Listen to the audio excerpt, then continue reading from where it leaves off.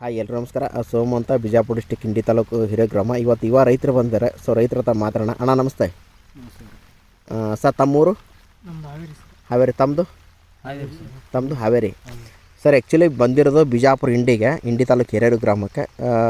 ಕಾಗಜಿ variety ಬೀಜದಿಂದ ಮಾಡ್ತಕ್ಕಂಥ ನಿಂಬೆಹಣ್ಣು ಸಸಿ ನೋಡೋಕೆ ಬಂದಿದ್ದೀರಾ. ಸರ್ ನೀವು ಹಾವೇರಿಯಿಂದ ಬಂದಿದ್ದೀರಿ. ಈ ವಿಡಿಯೋ ನಿಮ್ಮ ಡಿಸ್ಟಿಕ್ಕಿಗೆ ಹೋಗುತ್ತೆ, ಹಾವೇರಿ ಡಿಸ್ಟಿಕ್ಕಿಗೂ. ನೀವು ಇಲ್ಲೇನು ನೋಡ್ರಿ ಅದನ್ನು ಹೇಳ್ರಿ.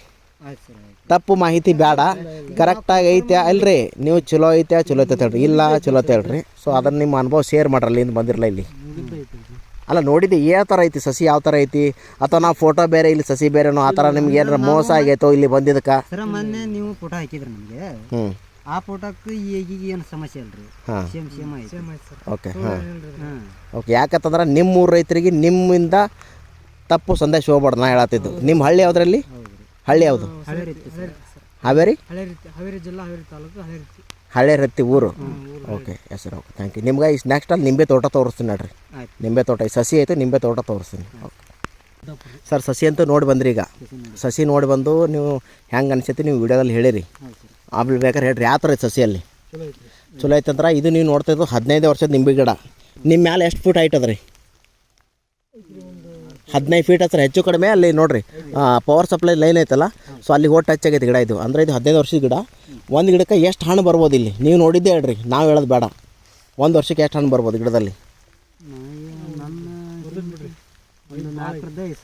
4ರಿಂದ 5 ಸಾವಿರ. ನೀವೇನು ನೋಡ್ರಿ ಅದನ್ನು ಹೇಳ್ಬೋದು. ಇಲ್ಲಿ ನೋಡಿ ಸರ್, ಇದು 12 ಮಂತ್ಸ್ ಹಣ್ಣು ಇರ್ತಾರೆ. ಉದಾಹರಣೆ ಇಲ್ಲಿ ಚಿಕ್ಕ ಐತಿ, ಇಲ್ಲಿ ಫ್ಲವರ್ ಐತಿ, ಇಲ್ಲಿ ನೋಡಿರಿ ಚಿಕ್ಕ ಚಿಕ್ಕ ಕಾಯಿ ಐತಿ.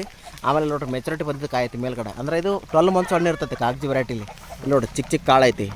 ಆಮೇಲೆ ಇದಕ್ಕೆ ದಪ್ಪ ಕಾಯಿ ಐತಿ. ಆಮೇಲೆ ಇಲ್ಲಿ ನೋಡಿರಿ ಇಲ್ಲೇ ಐತಿ, ಇಲ್ಲೇ ಐತಿ. ಸೊ ಈ ವೆರೈಟಿ ಬಗ್ಗೆ ಹೇಳೋದಾದ್ರೆ ಒಂದು ಕಾಯಿ ಕಟ್ ಮಾಡಿರಿ, ಹೇಳ್ರಿ ಯಾವ ಥರ ಐತಿ. ಕಟ್ ಮಾಡಿ ಓಪನ್ ಮಾಡಿರಿ. ಹಿಂಡ್ರಿ ಅದು ಹೇಳ್ರಿ ಯಾವ ಥರ ಐತಿ. ಲಿಕ್ವಿಡ್ ಅದೆಲ್ಲ ಚಲೋ ಐತೋ ಇಲ್ಲೋ ನಿಮಗೇನು ಅನ್ಸೈತಿ ನೀವು ಹೇಳ್ಬೋದು ಸರ್. ಯಾಕಂತಂದ್ರೆ ನಿಮ್ಮೂರು ರೈತರು ನೋಡ್ತಿರ್ತಾರೆ, ಅದಕ್ಕೆ ಅದನ್ನು ಓಪನ್ ಮಾಡಿ. ಹಾಂ ರೀ.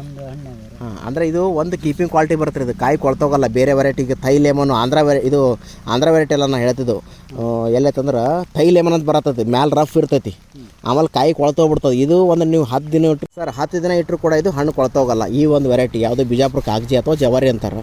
ಸೊ ಇನ್ನು ಏನು ನೀವು ಹೇಳ್ತೀರ ಹೇಳ್ಬೋದು. ಇಲ್ಲಿ ಗಿಡ ಯಾವ ಥರ ಐತಿ, ಕ್ವಾಲಿಟಿ ಯಾವ ಥರ ಐತಿ, ಹಣ್ಣದು ನೀವು ಹೇಳೋಂಗಿದ್ರೆ ಮಾತಾಡ್ಬೋದು. ಹೇಳ್ರಿ ಈಗ ಚಲೋ ಐತಿ ಬ್ರದರ್. ಯಾವ ಥರ ಚಲೋ ಐತಿ ಹೇಳ್ರಿ ನಮ್ಗೆ. ನಿಮ್ಮ ಮೂರು ರೈತರಿಗೆ ಅನುಕೂಲ ಆಗಬೇಕು. ಯಾಕಂದ್ರೆ ಪ್ರತಿಯೊಬ್ಬರು ಇಲ್ಲಿ ಬರೋಕ್ಕಾಗಲ್ಲ.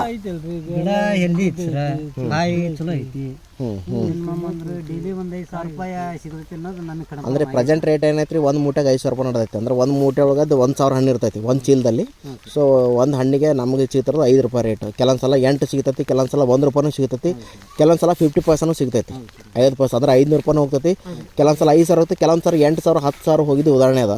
ಬಟ್ ಎವರೇಜ್ ಒಂದು ಹಣ್ಣಿಗೆ 1 ರೂಪಾಯಿ ಸಿಕ್ಕರೂ ಕೂಡ ಈ ಗಿಡದ ಒಂದು ಇದು ನೋಡಿದ್ರೆ 5,000 ಹಣ್ಣು ಬರ್ತದೆ. 4ರಿಂದ 5,000 ಹೆಚ್ಚು ಕಡಿಮೆ. ಒಂದು ಗಿಡಕ್ಕೆ 100 ಗಿಡ ಒಂದು ಎಕರೆಗೆ ಹೆಚ್ಚು ಕಡಿಮೆ 4ರಿಂದ 5 ಲಕ್ಷ ಆಗುತ್ತೆ. ನಾನು ಹೇಳ್ತಿದ್ದು ಲೋಯೆಸ್ಟ್ ಪ್ರೈಸ್ ಹೇಳೋದು ಹೇಳ್ತೀನಿ ನಿಮಗೆ. ಅದು ಬಾತ್ 3 ರೂಪಾಯಿ ಸಿಕ್ಕರೆ ಅದು ರೇಟ್